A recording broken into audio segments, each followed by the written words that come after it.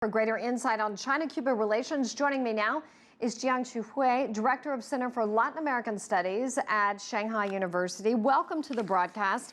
China and Cuba share the same ideology, but they chose different paths. China opens itself and becomes the world's second largest economy. Will China's success change Cuba, in your opinion? Well, I don't think China is capable of asking Cuba to do this or that. But as socialist countries, I believe that both of them can model on each other, can learn from each other. You know that Fidel Castro came to China several years ago, and he went to Shenzhen, a kind of special economic zone in China, and that kind of zone is quite good. So I believe that Fidel Castro could learn something from China. According to China's Commerce Ministry, bilateral trade actually dropped in 2005. Tell us why. Well, as you know, that China's foreign trade with other countries around the world have been declining, or I should say. So it's not strange that the bilateral trade between China and Cuba has been declining. Well, because I think the major reason is that China's economy is now in a stage of the so-called new normal. But I believe that in the future, that will be changing. And you know, China's trade with Cuba and many other countries in the region will grow again. I see. And what is China's reaction to the U.S. and Cuba normalizing their relations? Well, China would be very happy to see that the U.S. could have better relationship with Cuba. You know, in the past, in different occasions, China offers sincere support for Cuba's struggle against U.S. imperialism. I just want to use this word, okay?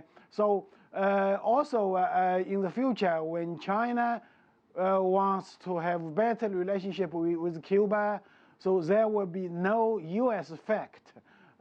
In the past, probably China had some kind of concern over the so-called U.S. effect, because China knows clearly that U.S. and Cuba are enemies. But now in the future, China does not need to worry about this kind of fact. So it's also in China's interest to see that Cuba and the U.S. can be friends. But however, now as you know that the so-called sanctions against Cuba is still there. So China hopes that the U.S. can do away with these 6 laws against Cuba. President Xi did not visit Cuba during his Latin American tour. What can we expect in the future? Well, in the future, well, as you know, that the Chinese leaders have better personal relationship with Fidel and Raul.